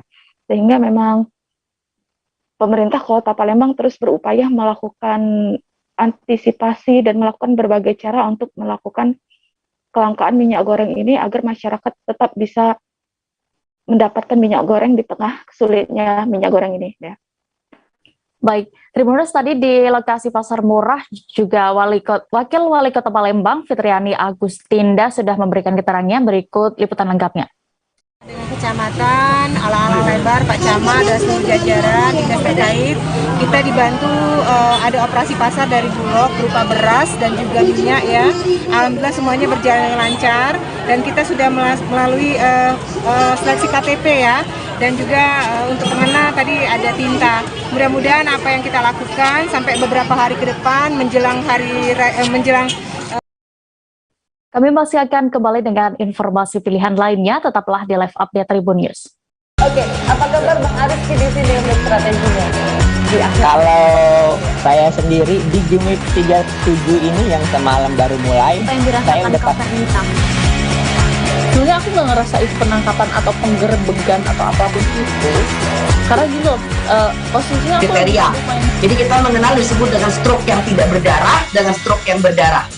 Stroke yang tidak berdarah itu biasanya ditandai dengan adanya penyumbatan. Kalau itu terjadi di sini mungkin pikirnya tidak ke situ kali ya, tapi kalau di Korea atau di Kamboja itu ada beberapa paper yang saya itu mas, ya dulunya tukang koran. Oh gitu ya, tukang koran. Ya saya baca itu Pak. Tuh kan pernah baca kan? Ya. Jadi kalau saya jadi tangga itu udah bersyukur banget. Si anak ini dijadikan sebagai tersangka begitu. Ya kalau ini kita bicara yang di luar kasus Situbondo ya, dengan nama hujan shower, di mana terdapat batas jelas antara daerah hujan dan tidak hujan yang biasanya terjadi pada fase awal mature stage atau tahap berbahaya dewasa. itu Kang. Jadi mulai artinya terjadinya perlembekan. Nah itu untuk penetrasi akan sulit gitu ya. Dok, saya ini menurut saya memang tidak mudah, bukan urusan tanah diambil. Kalau misalnya Amerika Serikat sekarang, Rasulullah mengatakan dalam sebuah hadis bahwa berpuasa di 6 hari Syawal itu. Oke, apa kabar Bang Aris di sini untuk strateginya? Kalau saya sendiri di Jumip 37 ini yang semalam baru mulai, saya udah Sebenarnya aku nggak ngerasain penangkapan atau penggerbegan atau apapun itu, karena gitu posisinya aku kriteria. Jadi kita mengenal disebut dengan stroke yang tidak berdarah dengan stroke yang berdarah. Stroke yang tidak berdarah itu biasanya ditandai dengan adanya penyumbatan. Kalau itu terjadi di sini mungkin pikirnya tidak ke situ kali ya, tapi kalau di Korea atau di Kamboja itu ada beberapa paper yang saya itu mas, ya dulunya tukang koran. Oh gitu ya, tukang koran. Ya saya baca itu Pak. Tuh kan pernah baca kan? Ya. Jadi kalau saya jadi tangga itu udah bersyukur banget. Si anak ini dijadikan sebagai tersangka begitu. Ya kalau ini kita bicara yang di luar kasus Situbondo ya, dengan nama hujan shower, di mana terdapat batas jelas antara daerah hujan dan tidak hujan yang biasanya terjadi pada fase awal mature stage atau tahap berbahaya dewasa. itu Kang. Jadi mulai artinya terjadinya perlembekan. Nah itu untuk penetrasi akan sulit gitu ya. Dok, saya ini menurut saya memang tidak mudah, bukan urusan tanah diambil. Kalau misalnya Amerika Serikat sekarang, Rasulullah mengatakan dalam sebuah hadis bahwa berpuasa di 6 hari Syawal itu. Oke, apa kabar Bang Aris di sini untuk strateginya? Kalau saya sendiri di Jumip 37 ini yang semalam baru mulai, saya udah Sebenarnya aku nggak ngerasain penangkapan atau penggerbegan atau apapun itu, karena gitu posisinya aku kriteria. Jadi kita mengenal disebut dengan stroke yang tidak berdarah dengan stroke yang berdarah. Stroke yang tidak berdarah itu biasanya ditandai dengan adanya penyumbatan. Kalau itu terjadi di sini mungkin pikirnya tidak ke situ kali ya, tapi kalau di Korea atau di Kamboja itu ada beberapa paper yang saya itu mas, ya dulunya tukang koran. Oh gitu ya, tukang koran. Ya saya baca itu Pak. Tuh kan pernah baca kan? Ya. Jadi kalau saya jadi tangga itu udah bersyukur banget. Si anak ini dijadikan sebagai tersangka begitu. Ya kalau ini kita bicara yang di luar kasus Situbondo ya, dengan nama hujan shower, di di mana terdapat batas jelas antara daerah hujan dan tidak hujan yang biasanya terjadi pada fase awal mature stage atau tahap Berbahaya dewasa. itu Kang. Jadi mulai artinya terjadinya perlembekan. Nah itu untuk penetrasi akan sulit gitu ya. Dok, saya ini menurut saya memang tidak mudah, bukan urusan tanah diambil. Kalau misalnya Amerika Serikat sekarang, Rasulullah mengatakan dalam sebuah hadis bahwa berpuasa di 6 hari Syawal itu. Oke, apa kabar Bang Arif di sini untuk strateginya? Kalau saya sendiri di Jumit 37 ini yang semalam baru mulai, Apa yang saya dirasakan udah Kapten Hitam? Sebenarnya aku nggak ngerasa itu penangkapan atau penggerebekan atau apa. Terima kasih Anda masih menyaksikan live update Tribun News. Kita menuju informasi berikutnya. Perkumpulan Perempuan Arfak Papua Barat menggelar aksi solidaritas untuk menolak perlakuan rasisme di Kabupaten Manokwari, Papua Barat. Aksi tolak rasisme ini dilaksanakan bertepatan dengan peringatan Hari Perempuan Sedunia yang jatuh pada Selasa 8 Maret 2022 kemarin. Reporter kami dari Tribun Papua Barat, Sahwan Asarir Harusun, saat ini sudah bergabung bersama kami dan akan melaporkan informasi lengkapnya. Silakan rekan Sahwan. Ya, baik Tribuners dan juga Dea, selamat malam. Hari ini dapat saya kabarkan dari Kabupaten Manokwari, Papua Barat, bahwa terkait dengan peringatan Hari Perempuan Sedunia yang jatuh pada tanggal 8 Maret 2022 kemarin, perempuan Arfak pada kesempatan tersebut langsung melakukan aksi tolak rasisme yang bertempat di perempatan Lampu Merah Haji Bau, Kabupaten Manokwari. Pada aksi tolak rasisme tersebut, para perempuan Arfak yang mana diketuai oleh dikomandai langsung oleh Ketua Perkumpulan Perempuan Arfak Provinsi Papua Barat langsung melakukan aksi pembagian bunga mawar sebagai bentuk penolakan terhadap aksi rasisme yang dilaksanakan akhir-akhir ini di medsos dan juga di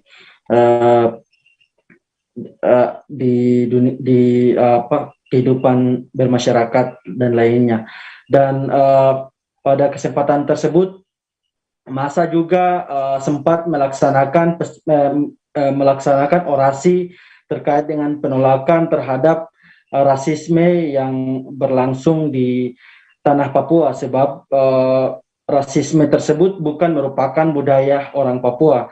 Dan pada kesempatan tersebut juga mereka menjelaskan bahwa kalau misalkan terkait dengan budaya Papua itu sebenarnya adalah budaya cinta kasih, saling tolong menolong dan juga hidup rukun dan damai di atas tanah Papua. Sementara untuk budaya rasisme sendiri bukan merupakan budaya orang asli Papua.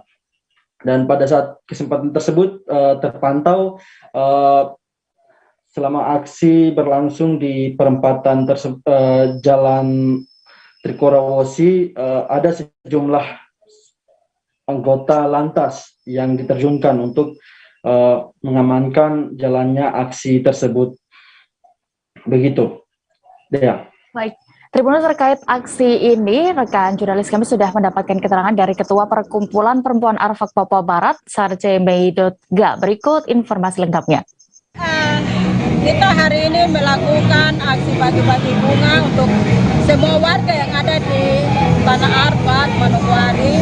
Itu tanda cinta kasih kami ingin perdamaian, kami ingin semua yang ada di Manokwari ini hidup dalam damai. Kami tolak rasis, kami tolak pertikaian, kami tolak pertengkaran. Kami ingin perdamaian, kami ingin semua yang ada di sini hidup damai supaya bisa membangun negeri kami, negeri Arfak ini dengan baik. Iya, jadi hari ini bertepatan dengan Hari Perempuan Sedunia. Kami perempuan Arfak mengadakan kegiatan bagi-bagi bunga. Itu menandakan kami peduli dengan terkait dengan hal-hal yang beberapa waktu terjadi tentang rasis. Ya, karena itu ditujukan kepada mama-mama kami khususnya kami perempuan Arfak.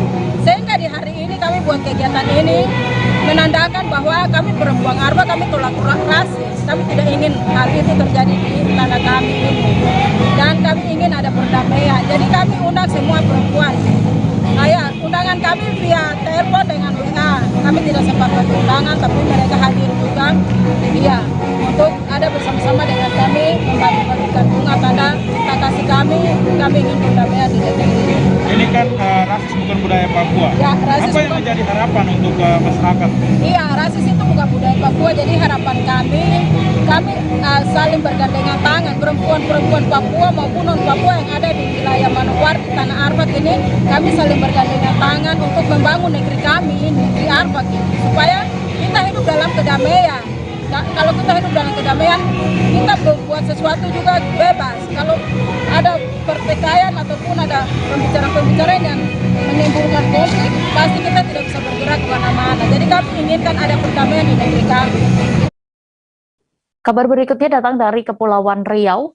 Memperingati Hari Perempuan Internasional, kaum buruh perempuan menggelar aksi unjuk rasa di depan kantor DPRD Kota Batam. Ada 9 petisi yang disampaikan dalam aksi ini. Dan reporter kami dari Tribun Batam, rekan Roma Uli Sianturi akan melaporkan selengkapnya. Silakan rekan Roma.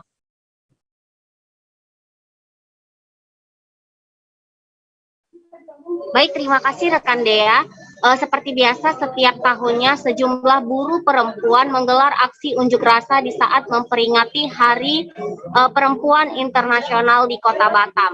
Nah, kali ini aksi unjuk rasanya berbeda seperti tahun-tahun sebelumnya, di mana sejumlah buruh perempuan juga memberikan bunga kepada polisi wanita atau polwan yang sedang berjaga di depan gerbang DPRD Kota Batam. Nah, di saat pemberian bunga ini, 10 perwakilan buruh perempuan juga disambut langsung oleh anggota dewan yang perempuan untuk menyampaikan aspirasinya, di mana aspirasi tersebut tertuang di dalam 9 petisi yang akan disampaikan. Nah, adapun 9 petisi tersebut, yang pertama adalah batalkan Omnibus Law pasca putusan MK, yang kedua sahkan RUU PRT, yang ketiga sahkan TPKS atau tindak pidana kekerasan seksual, yang keempat Convention ILO 183 tentang maternitas, yang kelima Convention ILO 190 tentang kekerasan pelecehan di dunia kerja, yang keenam ruang politik untuk perempuan, yang ketujuh minta Gubernur Kepri untuk segera melaksanakan putusan Mahkamah Agung, yang ke-8 batalkan Permenaker nomor 2 tahun 2022 tentang JHT, yang ke-9 diskriminasi pekerja perempuan.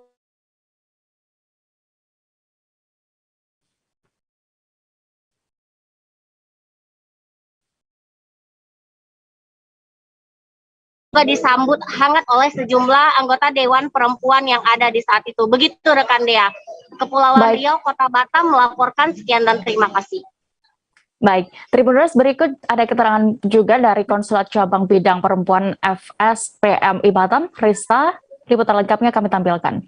Bekerja di sini agar meminta kepada pemerintah untuk lebih peduli dengan kita kaum perempuan, mana diskriminasi, intimidasi itu masih ada dalam dunia pekerjaan gitu. Jadi kita sebagai kaum perempuan ini minta diperhatikan gitu, mana intimidasi, pelecehan seksual itu sering terjadi gitu. Jadi kita minta supaya pemerintah lebih peka, lebih peduli, dan untuk mensahkan rancangan undang-undang tentang PRT dan pelecehan seksual di dunia pekerja gitu.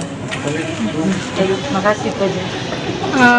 Seperti apa Kak keseharian atau mungkin suka dukanya, bisa diceritakan pengalamannya sebagai buruh perempuan gitu Kak? Suka duka maksudnya yang gimana itu? Maksudnya kayak pengalaman ya dalam dunia pekerjaan. Kalau kita dalam dunia pekerjaan tuh gimana ya? Karena kita dalam perusahaan itu karena terikat dengan serikat pekerja, jadi untuk saat ini yang kami rasakan tidak ada, tapi di perusahaan-perusahaan lain kebanyakan itu terjadinya ibaratnya seperti gini. Ini perempuan ini hamil nih, setelah hamil ketahuan dia difiniskan gitu. Nah di situ kan seharusnya pemerintah tuh lebih peduli gitu, bahwa itu memang haknya perlu diperjuangkan gitu. Jadi jangan ada lagi diskriminasi, intimidasi terhadap perempuan gitu. Itu aja yang bisa saya sampaikan. Penggalangan dana bagi warga terdampak bencana gempa bumi di Kabupaten Pasaman dan Pasaman Barat terus diselenggarakan dengan berbagai kalangan. Bermacam-macam cara dan metode juga dilakukan, seperti yang umum ditemui yaitu pengumpulan sumbangan di pinggir dan perempatan jalan menggunakan kardus minuman. Reporter kami dari Tribun Padang, Fuadi Zikri akan melaporkan selengkapnya. Silakan rekan Fuadi dengan laporan Anda. Baik, selamat sore rekan Dea. Dapat disampaikan di Kota Bukit Tinggi pasca gempa 6,1 yang mengguncang Kabupaten Pasaman dan Pasaman Barat pada Jumat lalu. Hingga saat ini masih banyak sejumlah kalangan yang melakukan penggalangan dana atau bantuan untuk warga yang terdampak di Kabupaten Pasaman dan Pasaman Barat. Ada salah satu cara unik yang dilakukan oleh kalangan di Kota Bukit Tinggi dalam pengumpulan dana, yaitu dengan cara melakukan pangkas dengan bayar seikhlasnya. Nah, aksi ini dilakukan oleh sekumpulan tukang pangkas dan barbershop di Kota Bukit Tinggi dan Payakumbuh. Nah, aksi ini digelar pada hari Senin kemarin hingga hari Selasa kemarin selama 2 hari, dan mereka berhasil mengumpulkan uang berjuta-juta untuk bantuan bagi masyarakat yang terdampak bencana di Kabupaten Pasaman dan Pasaman Barat. Adapun caranya mereka melakukan aksi pangkas di lapangan kantin Kota Bukit Tinggi dengan metode bayar seikhlasnya. Alhasil, aksi ini pun dikerumuni oleh warga dan para pemuda untuk memangkas rambutnya sekaligus untuk beramal bagi masyarakat yang terdampak bencana gempa bumi ini. Perlu diketahui, Tribuners semua, gempa ini mengguncang pada Jumat lalu dengan kekuatan 6,1 dan 5,2 magnitudo. 5,2 ini mengguncang pertama kali pada pukul 08.35 waktu Indonesia bagian Barat, dan yang kedua kali berselang 4 menit setelahnya sekitar pukul 08 lewat 39 waktu Indonesia bagian Barat dengan kekuatan magnitudo 6,1. Setidaknya ada ratusan rumah warga yang roboh akibat guncangan gempa dan memaksa belasan ribu masyarakat untuk mengungsi. Akibat gempa ini juga menelan korban jiwa sebanyak 19 orang, sebanyak 10 diantaranya merupakan warga Kabupaten Pasaman dan 9 orang diantaranya merupakan Kabupaten Pasaman Barat. Selain itu juga ada 4 orang lainnya yang masih dinyatakan hilang hingga saat ini belum ditemukan. Selain itu, hingga saat ini penanganan dampak darurat bencana masih terus dilakukan dan sejumlah bantuan dari berbagai kalangan masih terus mengalir ke kedua kabupaten ini, termasuk penggalangan dana dari berbagai pihak seperti tukang pangkas ini. Demikian dia dapat disampaikan di Kota Bukit Tinggi. Baik, terima kasih rekan Fuadi Zikri untuk laporan Anda, dan berikut Tribuners kami tampilkan wawancara bersama koordinator aksi Peter selengkapnya. Untuk menggalang dana. Untuk penggalangan dana ini kita spontan aja kemarin Bang, dari adik-adik kita, Rian sama Yogi sama Imam, terus dikabari ke kita langsung yes aja, bergerak dengan waktu 3 hari ya. 3 hari kita langsung jalan gitu Bang. Ini kita udah berapa hari Bang, atau berapa hari rencananya untuk ini? Untuk harinya kita ambil 2 hari aja Bang, tanggal 7 sama tanggal 8 Maret, hari Senin dan hari Selasa. Sekarang hari Selasa, berarti hari inilah kita last untuk syukur bayar seikhlasnya. Target kita ini apa Bang? Target kita untuk membantu saudara kita yang di Pasaman itu Bang, di Malampa sama KJ itulah Bang, yang mana yang membutuhkan, yang terdampak bencana gempa kemarin terdampak yang ada di Pasaman lah gitu Bang. Hingga hari ini Bang, berdasarkan catatan kita sudah berapa orang yang mangkas di tempat kita ini Bang? Yang untuk hari ini apa yang gabung sama yang kemarin? Sama yang hari kemarin kita sudah ada mungkin dalam 50-an orang, ada lebih ya. Tapi total dana yang kita dapat semalam ada 1.205.000 ya. Yang untuk hari Senin. Yang hari ini kita belum bisa ngitung karena nanti sore lah. Informasi tadi sekaligus menutup perjumpaan kita dalam live update hari ini. Dan Tribuners, lantaran masih di tengah pandemi, kami kembali mengingatkan Anda untuk tetap dan selalu menerapkan protokol kesehatan dimanapun berada. Jangan lupa juga saksikan live update Tribunnews esok hari hanya di seluruh kanal YouTube Tribun Network. Saya Diamita beserta kru yang bertugas pamit. Terima kasih dan sampai jumpa. Jangan lupa like, subscribe, dan share ya.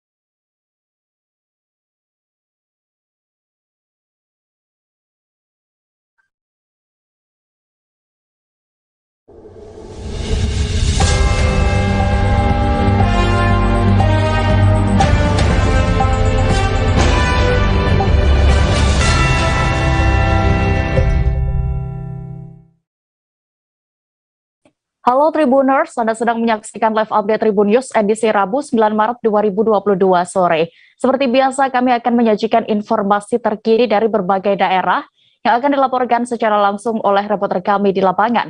Bersama saya, Dea Mita, inilah live update selengkapnya. Kita menuju kabar pertama dari Jawa Barat, Tribuners. 8 jenazah korban tewas akibat penyerangan kelompok kriminal bersenjata atau KKB di distrik Beoga, Kabupaten Puncak, Papua diterbangkan ke daerah asalnya masing-masing pada Selasa 8 Maret 2022 kemarin. Ibo, 44 tahun, warga Kabupaten Subang, Jawa Barat, menjadi satu di antara karyawan PT Palapa Timur Telematika yang diserang KKB. Jenazahnya sudah tiba di kampung halaman dan dimakamkan pada hari ini, Rabu 9 Maret 2022.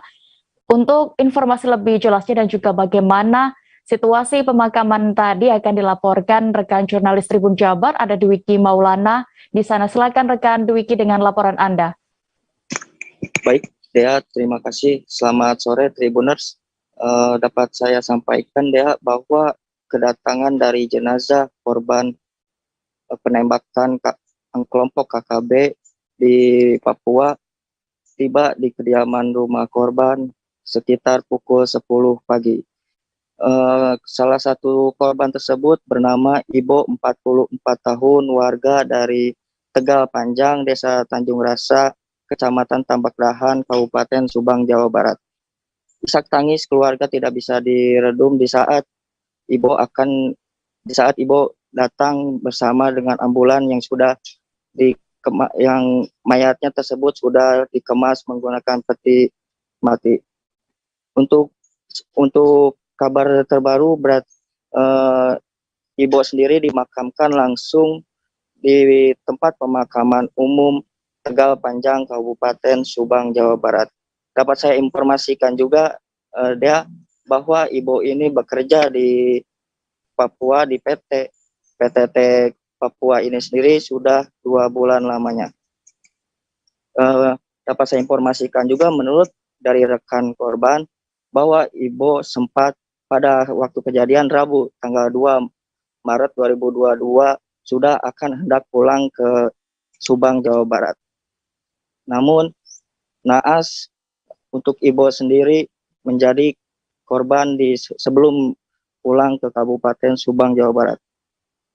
Dapat saya informasikan juga ya bahwa 11 orang menurut penuturan dari rekan Ibo terdapat 11 orang yang pegawai yang berada di PTT. 2 diantaranya sudah pulang terlebih dahulu 2 hari sebelum kejadian. Sementara 9 menjadi korban dan 1 selamat. Dari 8 korban tersebut itu termasuk dari Ibo, warga dari Kabupaten Subang, Jawa Barat. Sementara ya. Baik, terima kasih rekan Dwiki Maulana untuk laporan Anda dari Jawa Barat. Selamat bertugas kembali. Kita beralih ke informasi berikutnya, Tribuners. Korban kekejaman KKB yang lain bernama Eko Septiansyah, asal Johar Baru, Jakarta Pusat, juga dimakamkan pada hari ini, Rabu 9 Maret 2022. Jenazah almarhum Eko dimakamkan di Taman Pemakaman Umum Kawi-Kawi pagi tadi. Tangis keluarga Eko pun pecah selama prosesi pemakaman. Informasi lebih jelasnya dan juga bagaimana tadi suasana saat prosesi pemakaman korban KKB di Jakarta ini akan dilaporkan jurnalis Warta Kota ada Miftahul Munir. Silakan rekan Munir.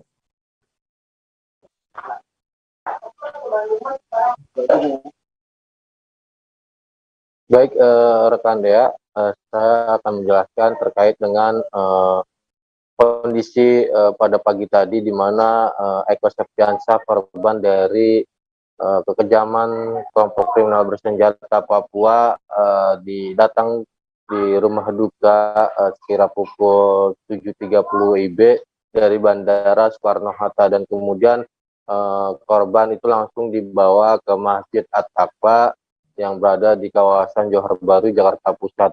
Setelah sekira pukul 8.30 WIB, jenazah Eko Septiansyah dibawa ke TPU Kawi-Kawi yang berada dekat dengan kediamannya, dan kemudian dibawa menggunakan ambulan menuju TPU tersebut.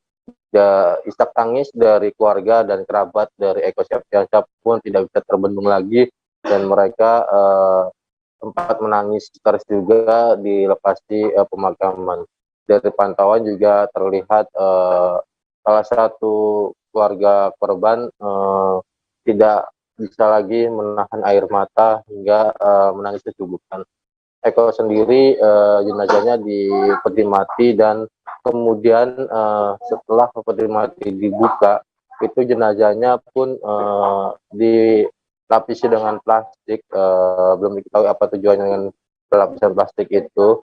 Nah, dari keterangan keluarga bahwa Eko ini sempat berkomunikasi pada hari Senin malam, di mana ia sempat berbicara kepada anaknya yang masih berusia 6 bulan, sehingga ia tidak menyangka kalau itu adalah menjadi komunikasi terakhir pihak keluarga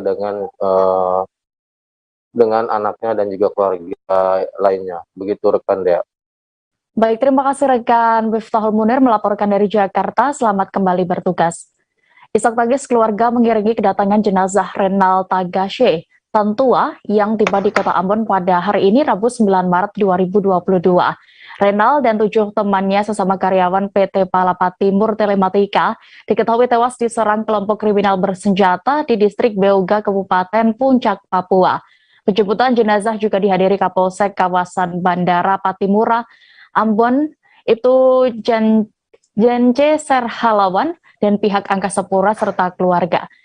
Bagaimana pantauan di sana akan dilaporkan rekan Alvin Risanto, jurnalis Tribun Ambon yang saat ini sudah bergabung bersama kami. Silakan rekan Alvin.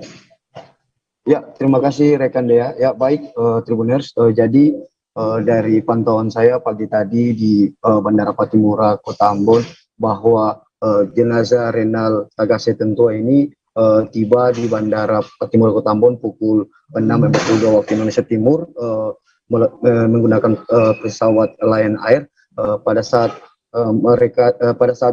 jenazah tiba di bandara, isak tangis keluarga tidak terbendung. Mereka sembari memeluk peti jenazah bahwa kehilangan sosok panutan dari keluarga Renal Tantua. Dan Renal Tantua ini pada pukul 6.50 langsung jenazahnya dibawa oleh Polsek Bandara dan dikawal oleh Polsek Bandara dan juga Pamung Praja Kota Ambon langsung menuju ke Desa Riang di rumah duka yang tidak jauh dari kawasan Bandara Patimura ini.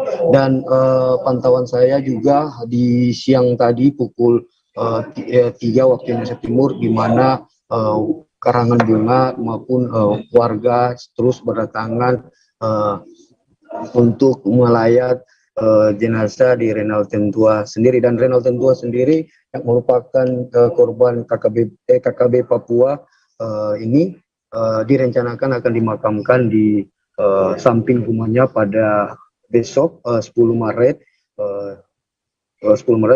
pada pukul 3 sore waktu Indonesia Timur. Dan saya tadi sempat berbicara dengan pihak keluarganya, yang ini kakak kandungnya, bahwa Renal Tantua sendiri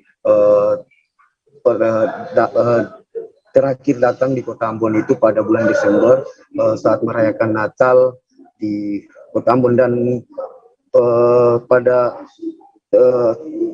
akhir Desember Renal Tantua kembali pulang ke Papua untuk bekerja di PT Telematika. Dan Renal Tantua sendiri sudah bekerja di Papua sudah selama 5 tahun.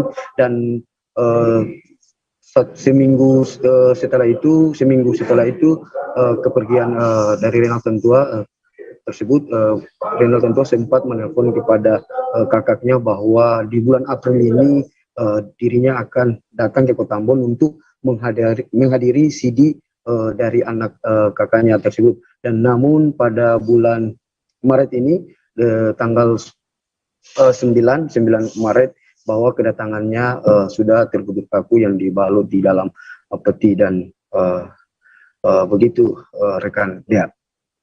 Baik, Tribuners, tadi di rumah duka juga jurnalis kami sudah melakukan wawancara bersama kakak almarhum bernama Ros Tantua. Berikut keterangan lengkapnya. Kembali pulang bulan April. Untuk anak saya sih karena saya tahu sudah meninggal. Anak saya panggil dia papa. Ya.